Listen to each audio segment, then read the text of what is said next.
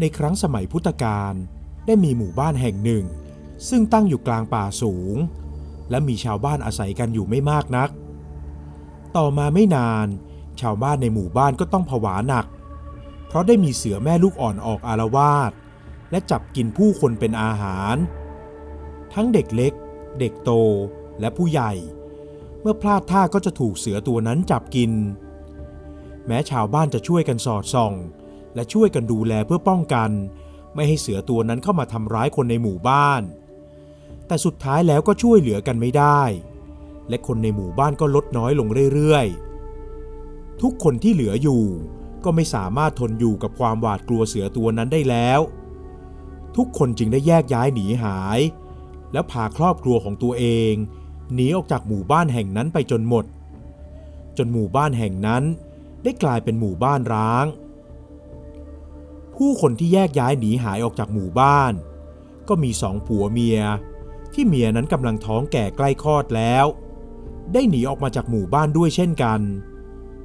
คนเป็นผัวได้อุ้มลูกสาวที่อายุเพิ่งจะได้1 ขวบพร้อมทั้งจูงมือเมียที่ท้องแก่ใกล้คลอดให้เร่งเดินเท้าเพื่อไปให้ไกลจากหมู่บ้านเดิมพวกเขาทั้ง3 คนเดินทางลัดเลาะป่าเขาอยู่เป็นเวลานานหลายวันจนกระทั่ง1 เดือนผ่านไปก็ได้เดินทะลุเข้าไปในป่าโปร่งแห่งหนึ่งคนเป็นผัวไม่ได้สำรวจดูรอบๆบริเวณแล้วเขาก็คิดว่าที่นี่น่าจะปลอดภัยและใช้เป็นที่อยู่อาศัยได้เขาเลยได้สร้างกระท่อมเล็กๆขึ้นมา1 หลังและในวันรุ่งขึ้นเมียที่ท้องแก่อยู่นั้นก็เจ็บท้องและได้คลอดลูกออกมาเป็นลูกสาวแต่เพราะเธอนั้นได้เดินทางดั้นด้นมาไกลเมื่อคลอดลูกสาวเสร็จเธอก็สิ้นใจตายทันทีทิ้งให้ผู้เป็นผัวโศกเศร้าเสียใจอยู่เพียงลำพังหลังจากฝังร่างของเมียไว้ข้างกระท่อมแล้วคนเป็นผัวก็ประคบประหงมเลี้ยงดูลูกสาวไปตามมีตามเกิดและพยายามหาพืชสมุนไพรมารักษาตัวเองเพราะตัวเขานั้นก็ได้ป่วยไข้เช่นกันไม่นานนักเขาก็สิ้นใจตายจากไปอีกคนทิ้งให้ลูกสาวทั้งสองต้องเผชิญชะตากรรมตามลำพังลูกสาวคนโตนั้นได้คลานไปกอดพ่อที่นอนตายอยู่หน้ากระท่อมเสียงร้องไห้ของเด็กทั้ง2 คนดังไปทั่วป่าแห่งนั้นจนได้ยินไปถึงหูของลาเพศเมียตัวหนึ่งที่กำลังเดินหากินอยู่ไม่ไกลจากกระท่อมสักเท่าไหร่นักนางลาป่าเงี่ยหูฟังและเดินตามเสียงร้องไห้ของเด็กทั้ง2 คนมาจนถึงกระท่อมและนางก็เห็นผู้ชายคนหนึ่งนอนตายอยู่หน้ากระท่อมข้างๆร่างของผู้ชายคนนั้นก็มีเด็กผู้หญิงคนหนึ่งนั่งร้องไห้อยู่เช่นกันนางลาป่าตัวนั้นเงยหน้าขึ้นมองไปบนกระท่อมเพราะนางได้ยินเสียงร้องไห้ของเด็กน้อยดังออกมานางเลยเดินเข้าไปในกระท่อมจึงได้เห็นร่างของเด็กผู้หญิงอีกคนหนึ่งที่นอนร้องไห้ตัวเกร็งอยู่ในห่อผ้าเก่าๆนางลาป่าตัวนั้นรู้สึกสงสารเด็กทั้ง2 คนเลยวิ่งออกไปหาอาหารตามที่นางพอจะหาได้และเป็นสิ่งที่นางกินอยู่ในทุกๆวันเมื่อนำอาหารกลับมาให้เด็กทั้ง2 คนแล้วหลังจากนั้นนางลาป่าก็พยายามเอาหัวผลักเด็กผู้หญิงที่กำลังนั่งอยู่ข้างศพของพ่อให้เข้าไปในกระท่อมเพื่อไปอยู่กับน้องสาวของเธอเมื่อเด็กหญิงคนพี่กลับเข้าไปอยู่ในกระท่อมแล้วนางก็พยายามลากร่างที่นอนตายอยู่หน้ากระท่อมให้ออกไปจนไกลจากกระท่อมแล้วรีบวิ่งกลับไปหาเด็กๆทั้ง2 คนนางเฝ้ามองเด็กหญิงคนพี่นั่งกัดกินผลไม้รสหวานที่นางได้นำมาให้อย่างสุขใจนางลาป่าเดินเข้าไปใกล้ๆแล้วหันไปมองหน้าเด็กหญิงคนโตที่เนื้อตัวมอมแมม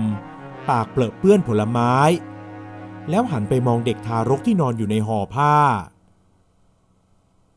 พวกเจ้าไม่ต้องกลัว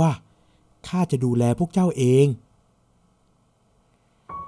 นางลาป่าเลี้ยงดูเด็กน้อยทั้ง2 คนเรื่อยมาด้วยความสงสารเพราะนางนั้นก็เพิ่งจะออกลูกและลูกของนางได้ตายจากไปเมื่อเดือนก่อนทำให้นางยังพอมีน้ำนมเหลืออยู่นางลาป่าจึงได้ให้เด็กน้อยทั้ง2 คนได้กินนมของตัวเองและหาอาหารมาเลี้ยงดูเด็กทั้ง2 คนในทุกๆวัน จนเด็กน้อยทั้ง2 คนเริ่มเติบใหญ่นางลาป่ารักเด็กหญิงทั้ง2 คนเหมือนเป็นลูกและเด็กทั้ง2 คนก็รักนางเช่นกันเมื่อเด็กหญิงทั้ง2 คนเติบโตพอจะเดินไปไหนต่อไหนได้แล้วนางลาป่าก็ได้พาทั้ง2 คนออกไปหากินในป่าทุกๆวันและคอยระแวดระวังรักษาความปลอดภัยให้แต่เพราะป่าแห่งนั้นมีแต่ความสงบไม่ค่อยมีสัตว์ใหญ่เข้าไปเพ่นพ่านจึงทำให้ทั้งนางลาป่าและเด็กหญิงทั้ง2 คนอยู่ด้วยกันอย่างปลอดภัยเรื่อยมาในทุกๆวันนางลาป่าจะพาลูกๆทั้ง2 คนออกไปหาอาหารพอตกเย็นนางก็จะพาเด็กทั้ง2 คนกลับมาที่กระท่อมจนกระทั่งเวลาผ่านไป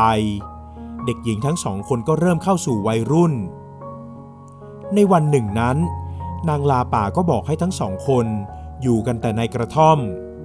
ส่วนนางจะเดินทางออกไปหาอาหารเอง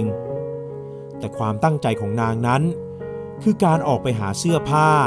มาให้ลูกสาวทั้ง2 คนไว้ใส่ห่มกายนางลาป่าจำได้ว่าตรงสุดเขตป่าโปร่งที่ไกลออกไปตามเส้นทางสายเล็ก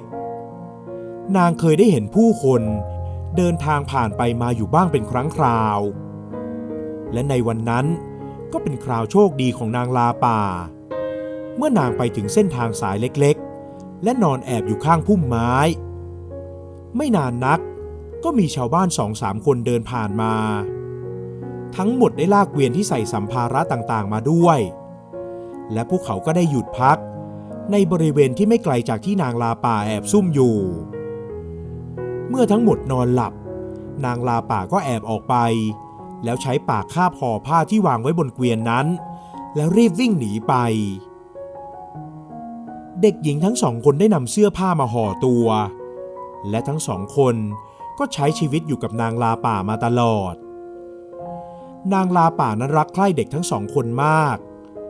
นางคอยดูแลคอยพาออกไปหาอาหารทั้ง3ใช้ชีวิตอยู่ด้วยกันจนกระทั่งเด็กหญิงทั้ง2 คนได้เติบโตขึ้นเป็นสาวสวยและวันหนึ่งนั้นในขณะที่ทั้ง3 คนกำลังเดินหาอาหารกันอยู่ได้เกิดฟ้าครึ้มและลมพัดแรงจู่ๆลมพายุก็พัดกระหน่ำลมแรงนั้นได้หอบฝนมาตกในป่าจนน้ำท่วมไหลบ่าทั้งพายุทั้งฝนตกหนักทำให้สายน้ำพัดพาทั้ง3แยกออกจากกันนางลาป่าพยายามว่ายทวนน้ำเพื่อจะเข้าไปช่วยลูกสาวให้ได้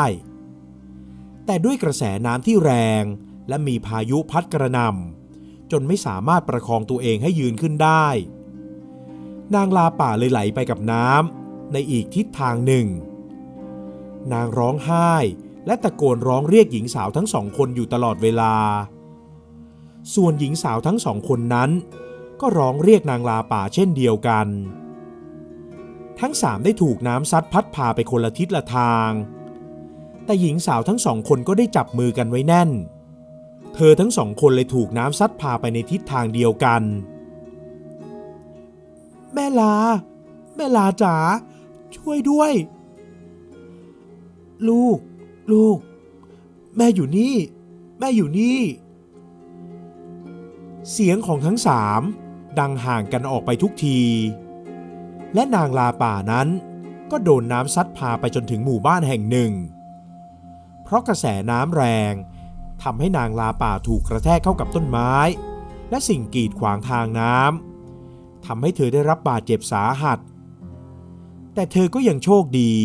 ที่ได้พบเจอเข้ากับชาวบ้านคนหนึ่งและชาวบ้านคนนั้นก็ได้ช่วยเหลือนางเอาไว้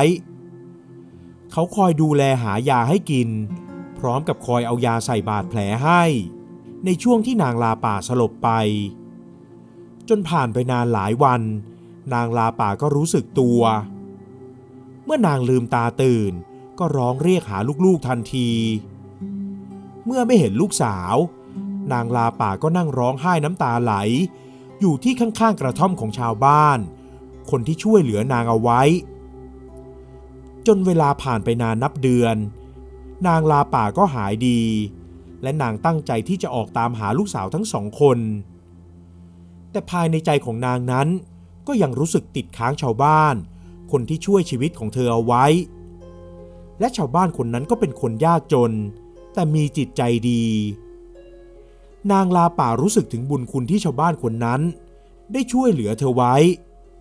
เธอเลยคิดหาทางตอบแทนและช่วยเหลือก่อนที่จะออกตามหาลูกสาวทั้งสองเมื่อชาวบ้านคนนั้นรู้ว่านางลาป่าจะอยู่รับใช้ช่วยงานเพื่อตอบแทนน้ำใจเขาก็บอกปฏิเสธนางออกไปขอบใจเจ้ามากแต่เจ้าไม่ต้องตอบแทนอะไรดอกอยากไปตามหาลูกๆก็ไปเถิดนะข้ามิได้ขัดข้องหรือคิดถึงบุญคุณอะไรเลยไม่ได้ดอกอย่างไรเสียข้าก็ต้องตอบแทนพระคุณท่านก่อนขอให้ข้าได้อยู่รับใช้ท่านที่นี่สักระยะหนึ่งเถิดชาวบ้านคนนั้นเมื่อเห็นว่านางลาป่า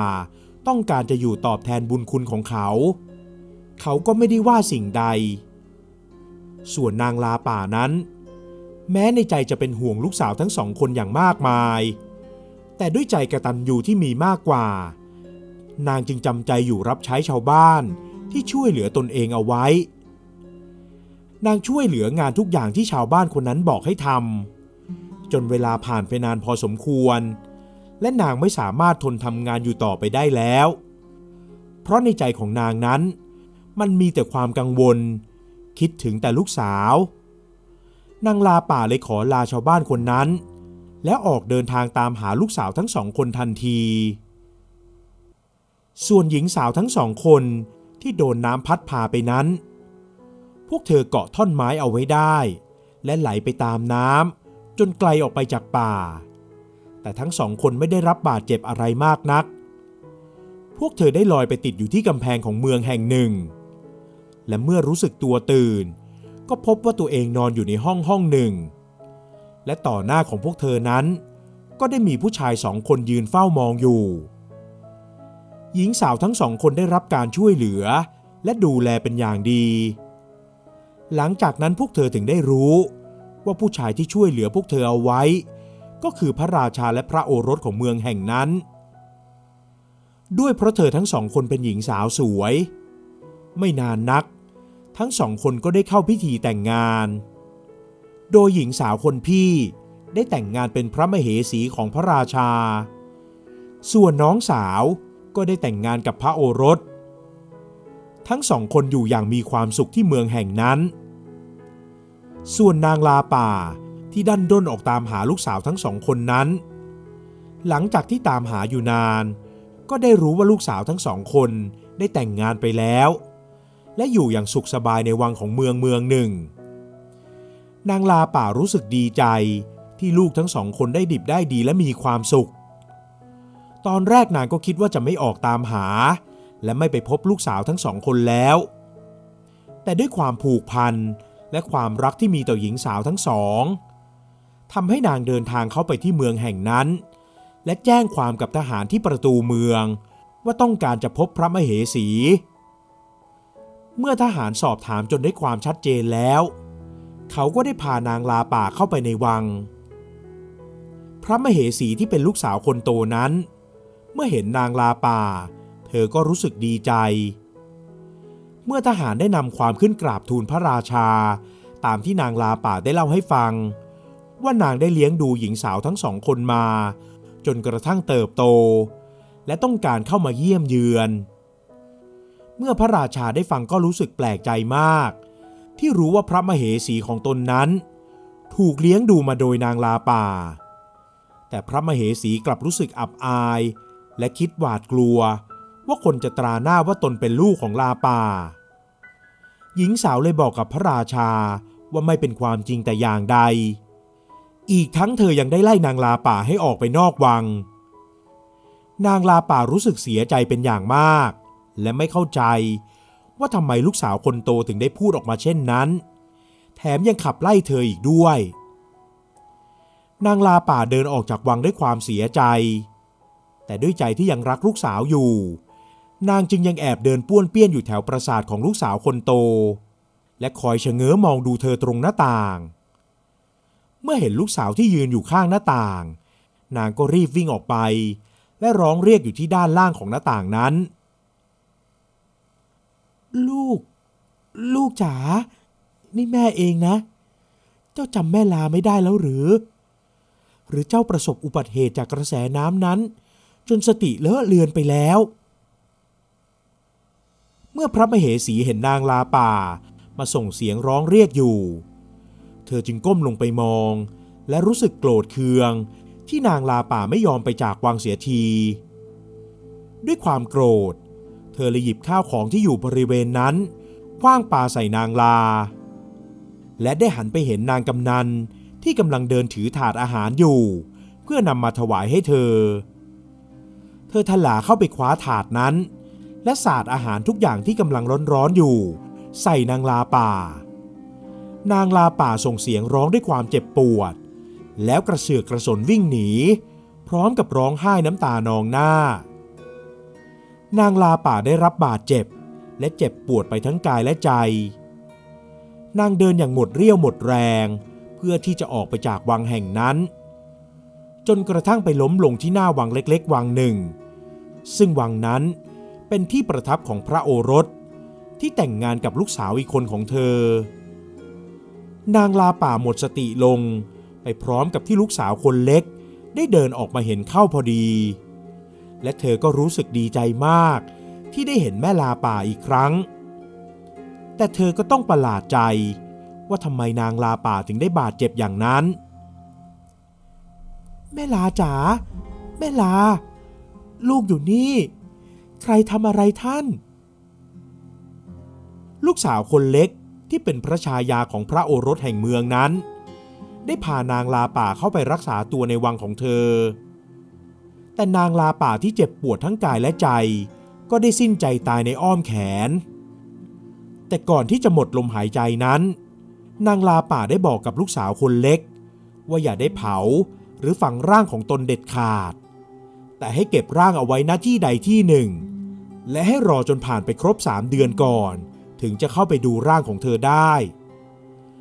ลูกสาวคนเล็กรับฟังคำบอกนั้นด้วยน้ำตานองหน้าเธอกอดร่างของนางลาป่าแล้วร้องไห้อยู่อย่างนั้นหลังจากนั้นเธอก็ได้นำร่างของนางลาป่าไปเก็บไว้ในห้องหนึ่งเมื่อเธอเข้าไปนั่งพักและกำลังสงบสติอารมณ์โศกเศร้าอยู่ในห้องนั้นก็ได้มีทหารคนหนึ่งเข้าไปบอกถึงสาเหตุที่นางลาป่าต้องตายหญิงสาวถึงกับนิ่งอึ้งและไม่เข้าใจว่าทำไมพี่สาวถึงทำกับนางลาป่าแบบนั้นเธอรีบเดินออกจากวังแล้วตรงไปหาพี่สาวทันทีเมื่อไปถึงเธอก็ต่อว่าพี่สาวแต่พี่สาวที่เป็นพระมเหสีนั้นกลับไม่สนใจใยดีและรู้สึกดีใจที่นางลาป่าตายไปเสียได้ตายเสียได้ก็ดีข้าจะได้ไม่ต้องอายผู้คนว่าเป็นลูกของนางลาป่าพี่ช่างใจร้ายเหลือเกินข้าไม่อยากจะเชื่อเลยหญิงสาวเสียใจกับการกระทำของพี่สาวอย่างที่สุดเธอนั้นได้แต่เฝ้ารออย่างใจจดใจจ่อเพื่อที่จะเข้าไปหานางลาป่าและเมื่อครบเวลา3 เดือนตามที่นางลาป่าได้สั่งเอาไว้เธอก็รีบเข้าไปในห้องนั้นทันทีเมื่อเข้าไปถึงเธอก็ถึงกับตะลึงกับร่างบนแท่นนอนเพราะร่างของนางลาป่าที่เหลือแต่กระดูกนั้น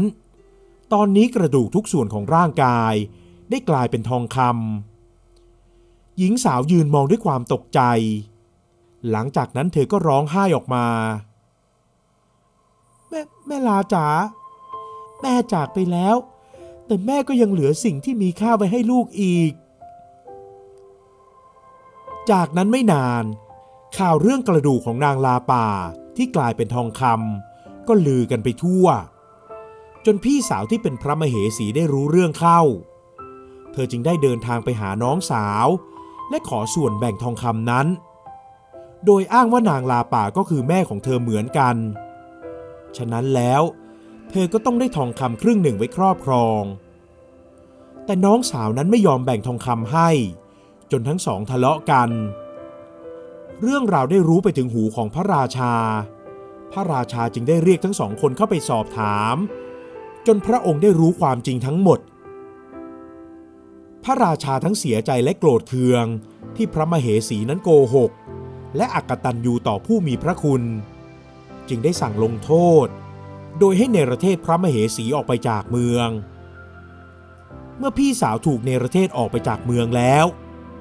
ฝ่ายน้องสาวก็เป็นผู้ดูแลกระดูกทองคำของนางลาป่าแต่เพียงผู้เดียวโดยในทุกๆวันเธอจะเข้าไปทำความสะอาดกระดูกทองคำคอยดูแลและบูชากราบไหว้เธอนั้นไม่ได้คิดว่าทองคำเหล่านี้เป็นของมีค่าที่ตีราคาได้แต่เธอคิดอยู่เสมอว่านั่นคือแม่ที่มีพระคุณของเธอคอยดูแลกระดูกทองคำจนกระทั่งผ่านไปนานหลายปีพระราชาจึงได้สถาปนาให้พระโอรสขึ้นครองเมืองแทนพระองค์หลังจากนั้นหญิงสาวก็ได้กลายเป็นพระมเหสีอยู่คู่กับพระราชาที่เมืองแห่งนั้นอย่างมีความสุขเรื่อยมา